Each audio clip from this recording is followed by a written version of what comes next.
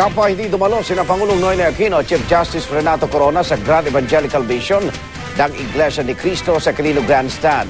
Pero giit ng pamunuan ng Iglesia ni Cristo, kahit may ilang politiko na imbitado, walang kinalaman sa politika ang kanilang pagtitipon. Saksi si Maris Umali. Mula umaga nang magsimula silang magdatingan, kahit nang umabot na sa 33.7 degrees Celsius ang init bandang tanghali, matyagang naghintay ang mga dadalo sa Grand Evangelical Mission o malakihang Bible Study ng Iglesia ni Cristo. Alas 5 ng hapon, nagsimula na ang malawakang Bible Study.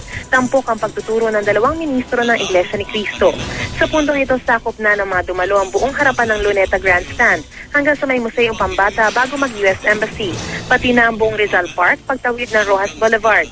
Tanging mga ministro lang ang nagsalita sa entablado.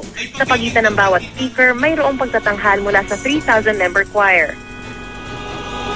Walang nagsalitang sino mang politiko sa entablado kahit namataan sa malawakang Bible Study ang ilang personalidad, gaya ni Pangasinan Representative Gina De Venesa, Navotas Representative Toby Tiangco, Laguna Governor E.R. Ejercito, dating Senador Meg Zubiri at dating Senate President Ernesto Maceda. Imbitado rin sa Grand Evangelical Mission si Chief Justice Renato Corona at lahat ng iba pang maestrado ng Korte Suprema, pati na ang administrator na si Attorney Maidas Marquez.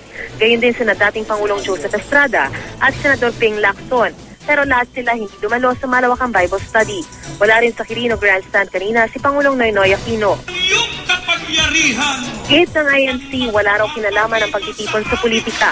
Aming pagtitipon sa hapong ito ay isang purely religious gathering. Ay walang special treatment na ginagawa sa kanila. Hindi, walang magsasalita dito. Hindi rin daw ito pagsuporta kay Corona o sa lead counsel niyang si retired Justice Serafin Cuevas na miyembro ng INC o kahit sa sinibak na NBI Director na si Magtanggol Gatdula, nakaanib din ng iglesia. Siguro masasabi nating nagkataon lang yon.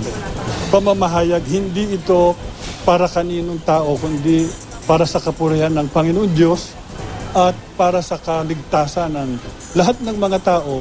Bago mag-alas 7 ng gabi, natapos na ang programa. Marami po sa aming mga Iglesia ni Cristo ang nakapagbagong buhay at patuloy po na sumasampalataya sa mga aral na tinutulong ng Iglesia ni Cristo.